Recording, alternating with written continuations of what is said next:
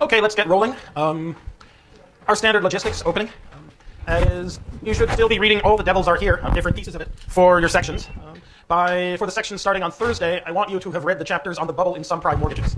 That is how it was that mortgage companies, banks, and investors concluded that diversified investments in even risky mortgages, and even mortgages offered to people buying houses in the desert between Los Angeles and Albuquerque who could not document that they had stable employment or indeed any employment at all. How people thought that through the magic of diversification and financial engineering, it was safe to invest in such things once they had been properly processed by the investment banks of America, and hence why investors all over the world who wanted to earn some interest on their money over and above what they could earn by investing in government bonds, but who didn't want to run much risks, how it was that they decided they could invest in the American mortgage market. Problem set 5 will be due on Thursday, and they're still uncertain whether to have what form problem set 6 should take. I think problem set 6 will be largely a practice midterm exam, and it'll be due on March 3rd or so you can then take a look at the answers to it between March 3rd and March 10th, which is when the midterm exam will be.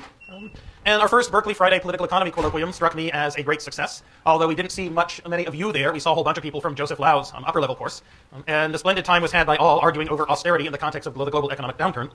So we are going to be doing another one on, I believe, not this Friday, not February 25th, but the following Friday, March 4th. And once again, who would you most like to see of the people who have been hanging around the political economy major and international and area studies more greatly? Because after this course, teaching this course, I then have to get on the horn and see if I can line up 3 speakers for the panel for the Friday, March 4th Political Economy Colloquium. All right, you seem to have reached an edge. And Darius, yes, we'll put Darius on one of these days, and Alan, and Ananya. Okay, I hear and obey, that's the word. Recapitulations. I want you all to know how to use the magic equation for the income expenditure model. Given the 4 flows of autonomous demand, baseline confidence-dependent consumption spending, investment spending by businesses, government purchases and gross exports, given the values of the tax rate, the marginal propensity to consume, and the marginal propensity to import, what is going to be the level of real GDP in an economy once it reaches its balance and you no longer have unexpected inventory accumulation or decumulation? And yes, we're up to, 52% of those responding correct. Yes, if we have 3 trillion for C0 and then 2 trillion for each of the other components of autonomous spending, we have 9 trillion in the numerator, and the denominator is going to be 0.5, so our multiplier is 2. So we're going to have a real GDP level of 18 trillion. That's something I want you to be able to do, if only because it was something Christina Romer had to do while working in the transition office in December 2008. The other question I want you to remember is, the other thing I want you to nail is the seasonal adjustment factor in the unemployment rate. We just saw seasonally adjusted unemployment decline from 9.4% in December to 9.0% in January, even though the seasonally unadjusted unemployment rate, the raw fraction of people answering the survey who said they had no job even though they were looking for them, jumped from 9.1 to 9.8% between the second week of December and the second week of January. And yes, the seasonal adjustment factor assumes roughly that seasonal unemployment movements are proportional to the level of unemployment. And I don't think that's the right thing for the Bureau of Labor Statistics to do, although they clearly do think it's the right thing for them to do, or they would not do it. And then the last thing that I'm going to want you to absolutely nail for the midterm and thereafter is this complication from the income expenditure model, which we're calling the investment savings equation. That at least in changes or differences or deviations from baseline or trend form, what we want to say is what's happening to real GDP in the economy will be equal to the change in baseline autonomous spending divided by these multiplier terms that by now should be very familiar.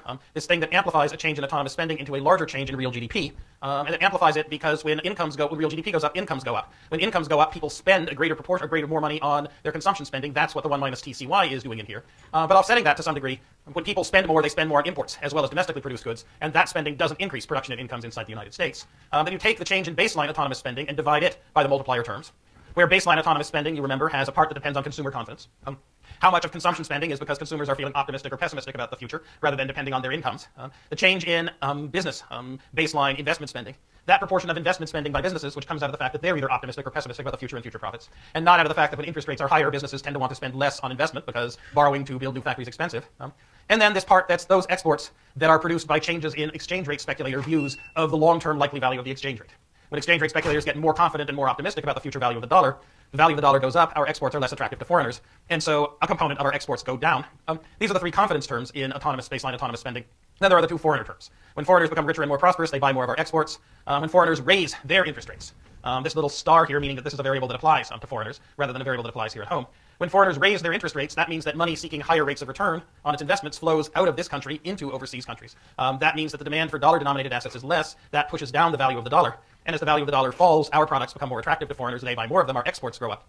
That's the last contribution to baseline autonomous spending. So to be able to use this equation is the last thing I'm going to want you to nail for the midterm. And we write this equation in this form because it then gives us the dependence of real GDP on the economic environment, on foreigners and confidence, and also on economic policy. There's this first term, and then there's the second term, the multiplier, times government purchases. times how much the government is actually spending to buy goods and services. The idea being that when the government spends more buying goods and services, that puts more people to work, and so real GDP goes up. And also the change in foreign interest rate, or the change in domestic interest rates. When interest rates go down as well, the level of real GDP goes up, because when interest rates go down, exports and business investment spending goes up. Add the multiplier to that, you get an extra boost to the level of real GDP. This equation allows you to divide changes in real GDP or deviations of real GDP from baseline into a component that's due to the economic environment, a component that's due to fiscal policy, and a component that's due to financial markets plus monetary policy. So once again, to your eye clickers. Suppose nothing happens to the economic environment, to confidence. Suppose nothing happens to government purchases. But suppose that the interactions of the Federal Reserve, monetary policy, and financial markets together cut the long-term real risky interest rate R by 2 percentage points. What's then going to happen to the level of real GDP Y? Now you have your multiplier terms on the bottom. Those are going to tell you how much a given dollar in extra baseline autonomous spending, is going to add to real GDP, by how much a change in that flow of spending is going to be amplified, because higher spending means higher GDP means higher incomes. Oh dear. We're going to have to rerun that. We are catching interference from next door. It looks like big time. All right. We're going to be stuck at B at 0.6. 1 trillion. Well, let's see. R goes down by 0.02. I is 20. X times I is 5. So you have 25 multiplied by 0.02 will give you 0.5. And the denominator would be 1 minus 0.75 times 0.8 is 0.6. 1 minus 0.6 is 0.4. Plus 0.1 is 0.5. 1 over 0.5 is 2. So they then have 2 times 0.5. We then have 1. Y will rise by 1 trillion a year. That's going to be C. That doesn't look too good. You'll get better because there are going to be a bunch of these on the midterm. And the less well people do on them in class, the more of them they're likely to be on the midterm. That's quite an important thing to try to figure out what to do, if only because it will give you insight into current debates on economic policy going on right now.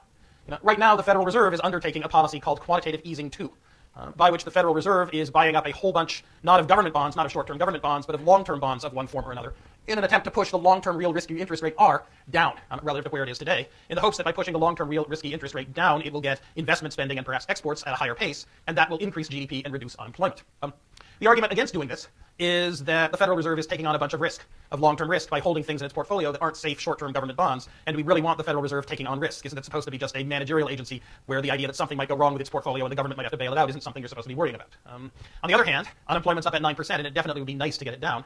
Figuring out whether this policy is a good thing or not, and I think it is a good thing, very much depends on the balance of risk and reward. The risks are vague and hard to quantify. The rewards depend on this equation, on how much the policy of quantitative easing is going to succeed in reducing the interest rate, on what the effects of such reduced interest rates on business investment spending and on gross exports are going to be, by how the multiplier is then going to amplify those changes into changes in real GDP, and whether the Federal Reserve's actions are going to undermine any of the confidence terms that keep this keep this flow of spending where it is and diminish it. That's what the people currently arguing over quantitative easing policy in an attempt to relieve the high unemployment we currently suffer are arguing about. You've got to use this equation before you can even start thinking about what positions taken in this argument make a good deal of sense. I'd like you to be able to use that equation and to get that equation right. Now, this same investment savings equation, for those of you who prefer graphs, as I said last time, you can take your baseline autonomous spending measure, divide it by the multiplier terms, add to it government purchases.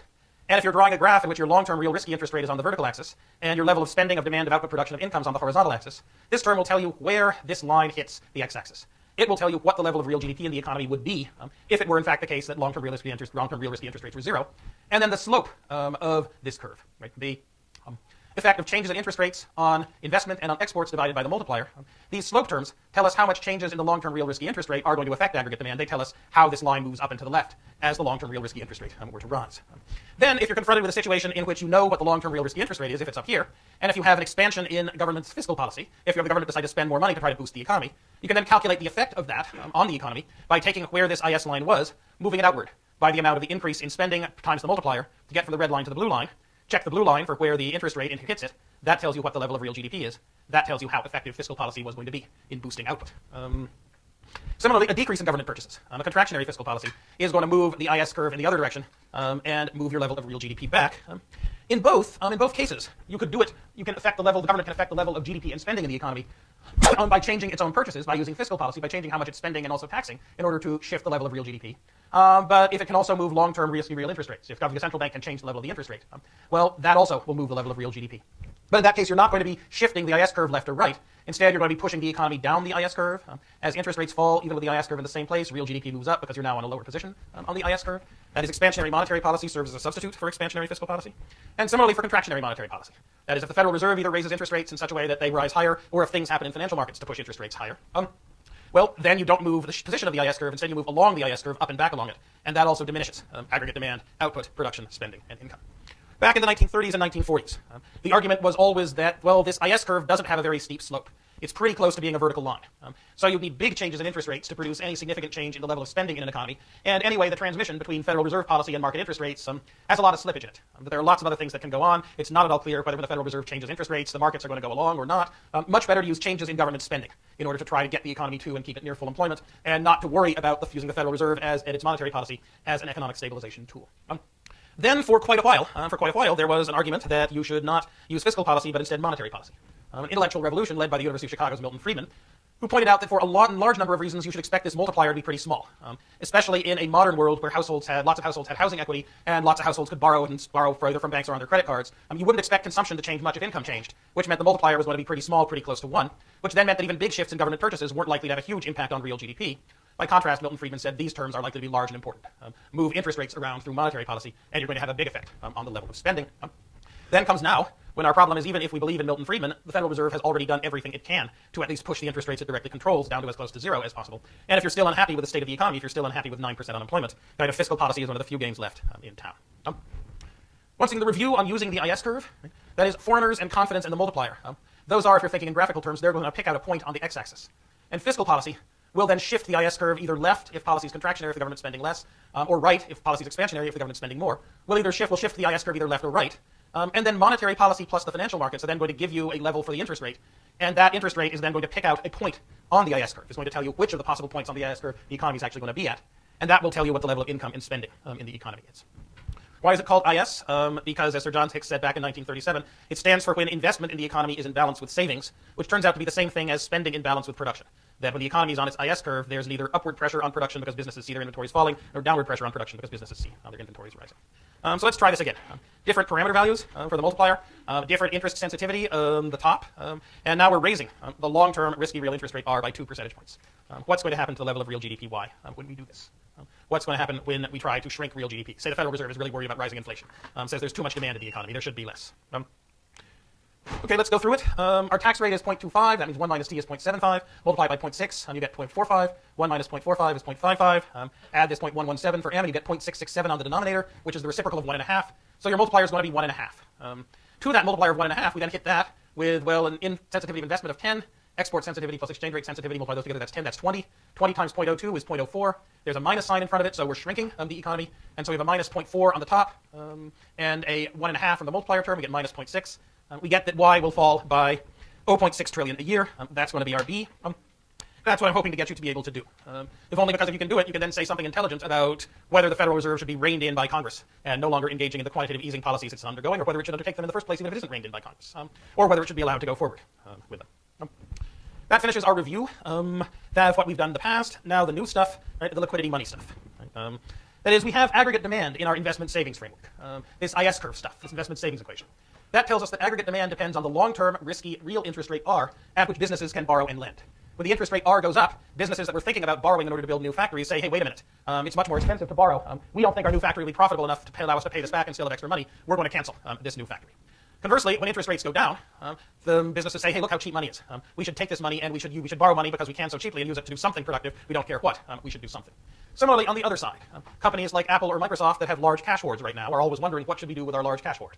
One thing to do is to lend it out. Another thing is to use it in their own operations to expand them. When interest rates are high, lending out your cash looks more attractive relative to using them to expand your scale of operations. When interest rates are low, the benefits to lending out your money are very slim, and so you're more inclined to use them to increase the scale of operations. And it's not just business investment spending. Right, when interest rates are low, house prices tend to be high, and stock market values tend to be high, and so consumers feel rich. And so there are things not in our little income expenditure model which tend to say that consumers have more